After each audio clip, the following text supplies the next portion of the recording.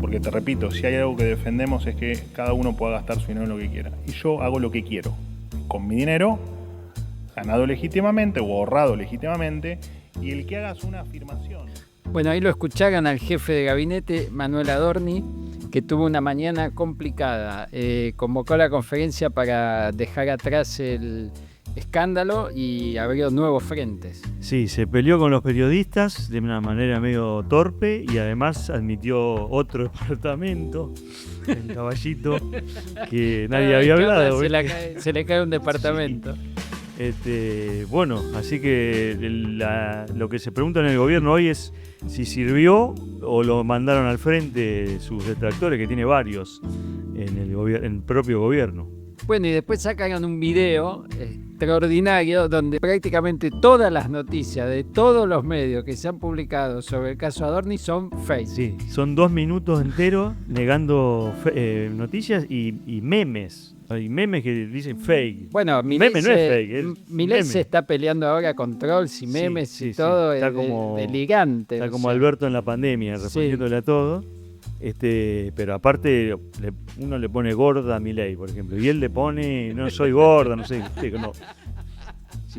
Llegamos al paroxismo. Hoy es miércoles 25 de marzo y esto es A Sangre Fría. Luciana, estamos con este tema de la inflación por un lado y la recesión por el otro. Hay una tensión que marcan y está muy presente en la discusión entre los economistas, que es una o la otra, que no va a lograr reactivar la actividad y al mismo tiempo que la inflación revierta, ¿no? Porque viene con una tendencia alcista hace 9 meses, o sea, retomar el sendero a la baja de la inflación y recuperar la actividad, todos lo dan como incompatible.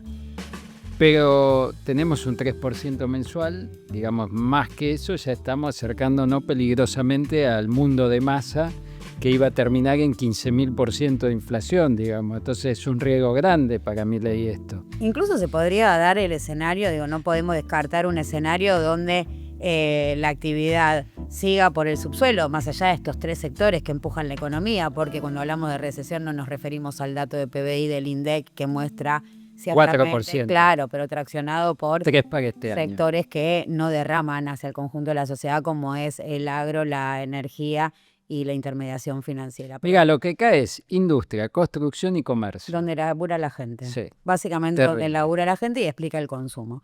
Con lo cual, lo que se puede dar es un escenario donde la actividad y el consumo, sobre todo, que está derretido, no recupere y la inflación igual siga operando al alza. ¿Por qué? Porque en este 3% que ya están descontando las consultoras para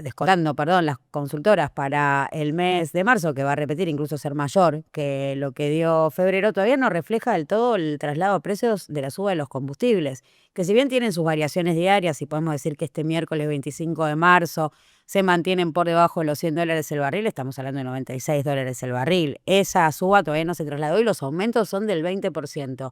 ¿Cuánto pesa ese 20% en el IPC? Un 0,3% dentro del IPC, con lo cual le estaría agregando 0,5 puntos porcentuales, ¿no? Medio punto porcentual al dato de inflación. Yo la sensación que tengo es que Milei y Caputo se quedaron sin ideas. No escuché ninguna explicación sólida de por qué sube la inflación. Hace 6, 8 meses que sube. No hay ninguna explicación interesante sobre cómo reactivar la economía y sobre todo sobre cómo generar empleo. Me parece que es un equipo económico que se está agotando en sus respuestas, pero acá yo le veo una complejidad adicional a esta situación, que es la siguiente. En otro gobierno, por ejemplo, no sé, Menem o Kirchner, o incluso Macri, no le funcionaba un ministro de Economía, se agotaba, había cumplido su ciclo, bueno, lo trajo a Toto Caputo, tenía que lograr superávit fiscal, bajar la inflación, se consiguió, ahora hay que reactivar y no engancha Toto. Y lo cambiaban. El problema es que acá el ministro es Milei, o sea, el que está validando todo el tiempo el plan económico es él con sus ideas. Entonces, primero tiene que cambiar él para después poder cambiar el ministro. Dudo si la misión de Toto Caputo era el superávit fiscal y bajar la inflación. Entiendo que eso era parte del modelo económico que justamente llevaba adelante Javier Milei, ¿no? Y la baja de la inflación tiene que ver con un salto devaluatorio, con la inflación post-salto devaluatorio, y podríamos también analizar lo que fue la suba inflacionaria Está del bien, último pero él te periodo de dice, Alberto. yo la bajo así. Pero que Toto no Massa tenía te la que- subió al 12% y Sí, yo yo te la la bajé. bajé al 1,5%. Ahora se me acuerdo. escapó. ¿Qué De hacemos? acuerdo. Ahora, ¿Toto venía a eso o Toto venía a abrir Wall Street? Porque Toto lo que venía era abrir Wall Street, que siguiendo esa lógica, Bueno, claramente no Toto pudo. prometió, acordémonos, pero igual ya toda esta historia pasada, Sí. prometió 40.000 millones de dólares, después Por eran eso. 20.000, después eran 10.000. Siguiendo esa lógica ya debería haber volado. Está bien. No habiendo conseguido el Pero financiamiento en el medio prometido. se reinventa como un ajustador hábilmente Toto y tiene éxito. Ofrece rápidamente superávit fiscal. Y ahora lo que no veo es que se esté reinventando como un... nosotros contamos acá que Toto tenía el tema de la reactivación en carpete, que lo está hablando y el que lo comenta, pero Milei no. Pero lo que yo no veo es que más allá de que Toto lo comente en reuniones con empresarios y demás, medidas, ideas, gente trabajando eso. Es impensable para un gobierno libertario que vaya a tener alguna medida de promoción de empleo o asimismo de reactivación económica con algún tipo de intervención. Lo que ellos dicen es que la economía empieza a demandar, de hecho, cuando ellos podían exhibir el dato más bajo de inflación, ¿no? Mediados del año pasado, cuando estaban en 1,5%, ellos hablaron de que la actividad estaba arrancando y que por eso demandaba más pesos y que eso iba a provocar la baja de tasas y la salida era vía crédito. De hecho, ellos, la política que tuvieron con respecto a esto fue ofrecer tasas cada vez más bajas al financiamiento del sector público para que esos pesos se volcasen al crédito privado a una tasa mayor. Eso terminó. Terminó con un techo, un nivel de morosidad que está por encima del 10%. Sí, no, y además del sector. ellos apretaron las clavijas. Hoy estuve con un fabricante de motos de los más grandes de la Argentina. Y él me contaba que en un momento del año pasado suben fuerte la tasa y la venta de motos se desploma. Ahora volvió a crecer, pero fíjate cómo crece. Ahora en febrero tuvieron récord. Obviamente, ¿qué pasa? Hay menos plata, entonces la gente pasa del auto a la motito, todas las que se venden son menos de 200 centímetros, no son Harley Davidson. Y Todo Rappi. sí, Rapino, pero también gente que le sale más barato tener una motito que tomar el colectivo o en muchas provincias ya casi no hay líneas de colectivo, entonces tienen que ir en motito. Entonces han tenido una venta muy alta, pero ¿cómo las venden? Las venden con financieras que les cobran 140% de interés. Claro, no le piden nada porque no es gente que califique para un banco. Entonces ahí estamos, digamos, en este problema de la mora, que es lo que me decía un banquero, me decía, hablando de las billeteras virtuales en este caso, si un cliente acepta que le cobres hoy 140% de tasa, es que no está en condiciones, o sea, ya es una señal de alerta de que no te lo va a poder pagar. Pero un aumento del 140% de una tasa de interés significa que tus ingresos tienen que acompañar, superar ese 140% o de mínima acompañarla. ¿Cuál es el índice de que un laburante que se compre una motito de gama media o gama baja puede incrementar su patrimonio, sus ingresos en un 140% anual? Es impensado en esta economía. Escuchaba a la gerenta de Uber que decía que en provincias como Misiones hay Didi Moto, Uber Moto, son muchísimo más usadas que acá porque no hay colectivos, se manejan de otra manera. Entonces, bueno, ese que decís vos se compra para hacerlo plata al Uber. Es la moto. Volvamos un momento a Adorni. Hoy hubo ausencias interesantes, ¿no? Sí. En el respaldo de... Todo nos de hace ese gabinete. sospechar que la puesta en escena esta fue medio que lo obligaron a Adorni. Porque el tema estaba medio, como todo pasa en Argentina, dura poco, 10 días, una semana. No podían copar la agenda, los libertarios, estaba claro, el gobierno, pero lo decidieron coparlo de la peor manera, con el jefe de gabinete haciendo un papelón. Y no tuvo el apoyo cerrado de todo el gabinete, como decía, porque Por ejemplo, Diego Santilli, que tiene el despacho a 10 metros de la sala de conferencia, no fue. Petovelo no fue, pero estaba de viaje, y los propios de Adorni dicen, no vino porque Sandra porque estaba de viaje, no vino Presti porque estaba de viaje. Y de Diego no dicen nada, porque saben que faltó a propósito. Los Adorni están enojados. Están enojados porque sienten que no tienen el respaldo que se dice. Y la propia Karina no estuvo, después se sacó una foto para levantarlo.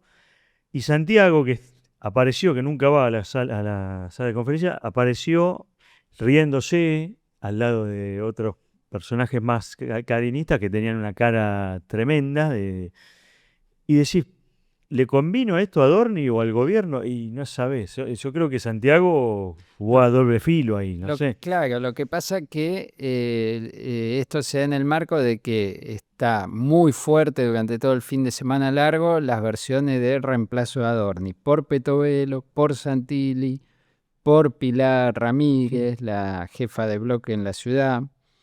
Hay que decir que todo este escándalo le pegó con todo a Milei, cayó hasta según todas las encuestas, entre 35 y 37 puntos. Y la corrupción pasó a ser la primer preocupación de los argentinos. La segunda es desempleo.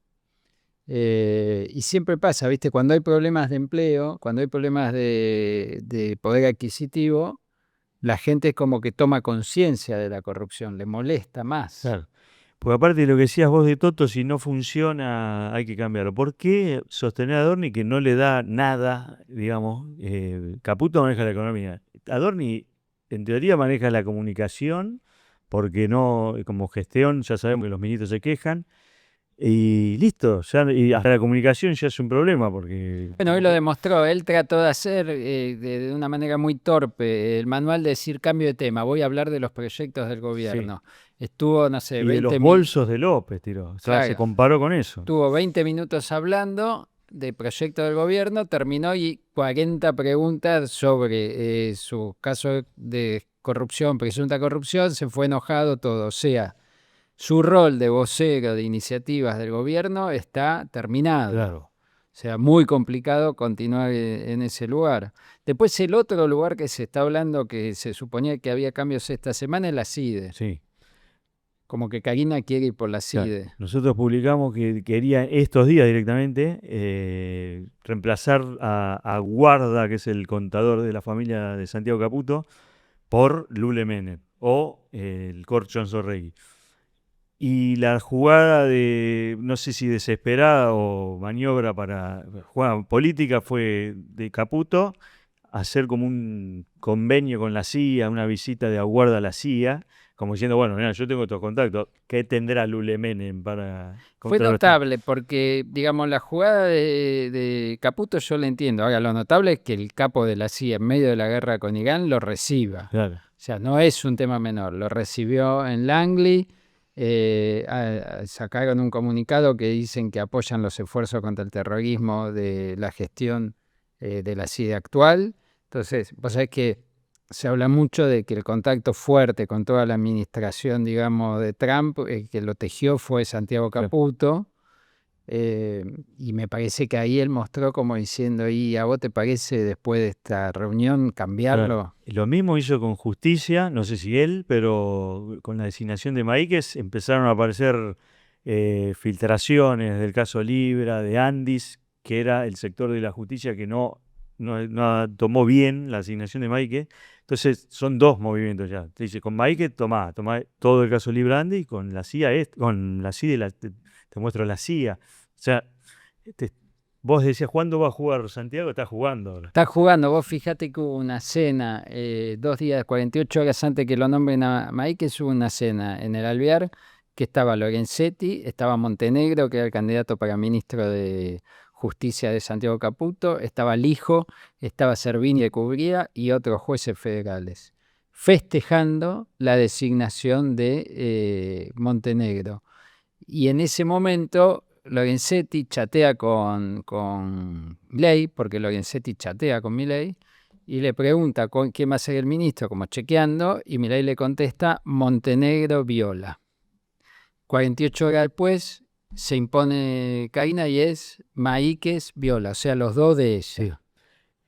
Entonces ahí, para mí también eso es un reflejo de cómo funciona este gobierno al final del día. La autoridad no la tiene. O Mire, sea, vos podés chequear algo con Milei, que es el presidente, pero si no lo tenés validado por Karina, está medio validado. y a mí me contaban que esos días, cuando él ya se veía venir eso, empezó a llamar periodistas amigos, porque hay periodistas que tienen más poder que algunos ministros, a decirle, convénzanle a Karina, por favor, de que no venga Máiquez. A los periodistas, y no lo pudieron convencer. No la pudieron convencer. O sea, Milei le pedía a los periodistas Sí. que intercedan ante su Porque él hermana. con la hermana tiene un nexo especial y no la podía convencer.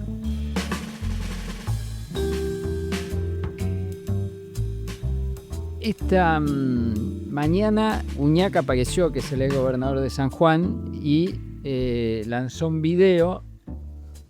Uñac ahora es senador nacional y se lo menciona siempre como un posible candidato a presidente del centro, digamos del peronismo blanco.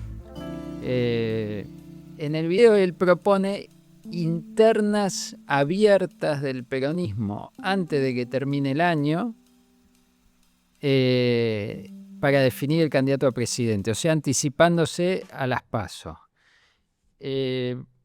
Pablo Di Pierri está en el Senado y vos hablaste con todos los senadores del bloque peronista. ¿Cómo tomaron esta propuesta? Bueno, hay cierto malestar, a algunos los sorprendió.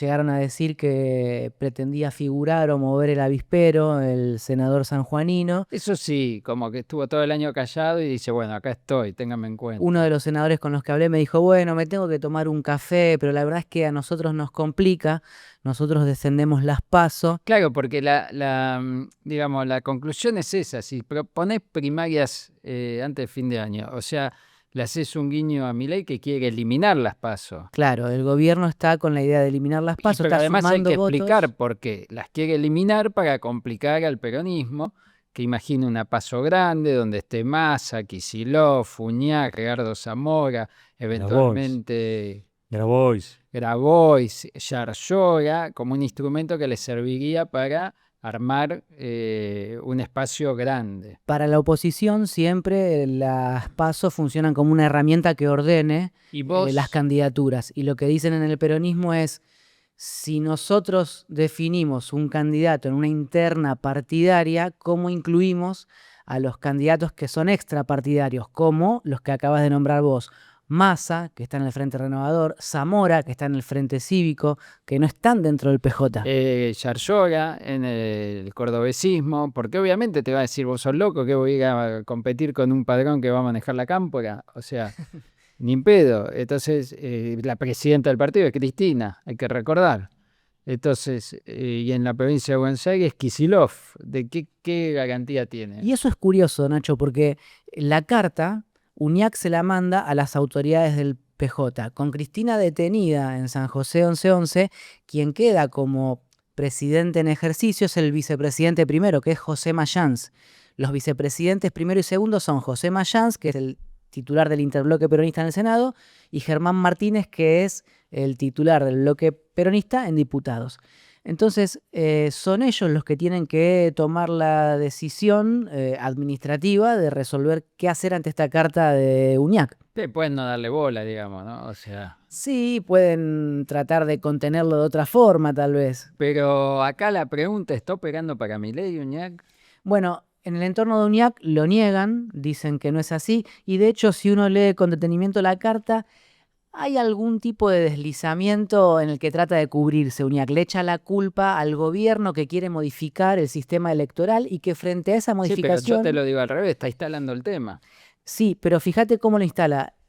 Uñac dice en la carta que el gobierno, como le va muy mal económicamente, va a adelantar las elecciones presidenciales para el primer semestre del año que viene y que para eso el peronismo tiene que prepararse antes. Yo igual, desde Menem Cafiero no hubo otra interna. No. ¿Y por qué ahora habría consenso para hacer una cosa así? Si en el PJ porteño, ponele, iban a haber internas, las postergaron, las patearon un año más y son 3, para no pelearse. Y en la provincia de Buenos Aires no hubo. Lo mismo. El peronismo le tiene tanto miedo a una interna como aquella del 88-89, de la renovación, como a una PASO estilo 2015 en provincia de Buenos Aires. O sea, todos los escenarios que baraja el peronismo o la conducción del peronismo son siempre bajo la palabra cuidado. Bueno, o sea, Claro, pero digamos, vos hoy tenés una crisis de conducción en el peronismo y una crisis de orientación política.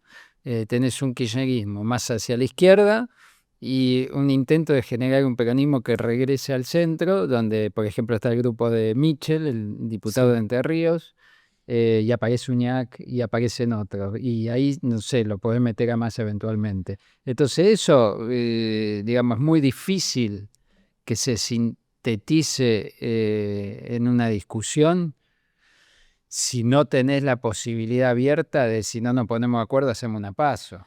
Y tu pregunta es muy pertinente o atinada en tanto y en cuanto Gracias. el Labura de eso. gobierno está buscando votos para eliminar las PASO. Bueno, por eso. Claro. Entonces, Y en el Senado, o sea, ya ¿cuántos senadores se le fueron a Mayans? se le fueron 3 senadores Bueno, a Mayans, de los 28 con los que arrancó el año, ahora tiene 25. Uñac está entre esos 25 por ahora. Uñac ya votó la modificación de la ley de glaciares con Carolina Moisés, ahora en extraordinarias. Pero, ¿cuál es el asunto? Que el PRO y los radicales, en principio, y algunos legisladores que responden a gobernadores, venían con reticencia a discutir la eliminación de las PASO. No querían discutir las PASO, la eliminación de las PASO. Entonces el gobierno empezó a especular con la posibilidad de conseguir votos dentro del peronismo. Por eso cabe preguntarse si esto es los a partir de una gobernadores, conversación. que ya sabemos cómo son los gobernadores, aliados, todos dicen que están en contra de eliminar las PASO, porque obviamente a un Puyaro, Yarlora, cualquiera de ellos que tenga aspiraciones, Nacho Torres, les conviene que exista la posibilidad de una PASO para ponerse en valor frente a Milei y decirle, mira, si me rompes mucho las bolas, me voy a la PASO con los peronistas, armamos un frente, qué sé yo, y cagaste. O sea, entonces, esto dicen, ¿no? Los radicales están callados. También les conviene que siga ese fantasma. Estos dicen, pero después nosotros lo vemos que terminan votando. Acá es un poquito más complicado porque necesita una mayoría calificada, porque es una ley electoral. Sí, Pero hay que ser la mitad más uno de los presentes, de los totales, del total. no de los presentes. Sí, pero eso sería 129 votos en diputados y 37 en el Senado. La dificultad está en los bloques que dirimen sus ¿Cuánto diferencias. tiene en diputados el gobierno? 95 propios y después tiene que empezar a sumar entre los aliados. O sea que está como 40 abajo, ¿no? 30 abajo. Está 30 abajo, 30 34 abajo. Mucho. Necesita sí o sí al PRO, necesita sí o sí a los radicales, necesita sí o sí a los provinciales.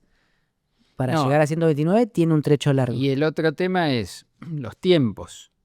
Esto lo tenés que hacer este año. Ujú. Entonces ahí a mí me resulta muy sospechoso lo de Uñac, porque él lo que está haciendo es acelerando los tiempos de una discusión que al gobierno le conviene acelerar. Y al mismo tiempo, un dato más que nosotros ya publicamos en el EPO, que tiene que ver con el desembarco de Guado de Pedro y Mariano Recalde en las provincias para hablar con los gobernadores peronistas, incluso aquellos que se habían arrimado al gobierno. Le hace Osvaldo Jaldo, Raúl Jalil, Gustavo Sáenz.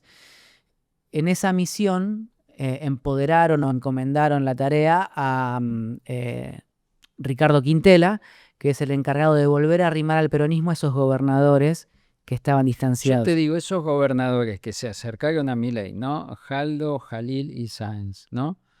Están en el horno en este momento. O sea, tienen un drama, pero terrible, de fondos, de Lo plata. contamos el otro día. A pesar de todos los gestos, guiños, qué sé yo, le tiran, Sí. le deben entre 6 y 7% de pérdida de coparticipación de un año al otro.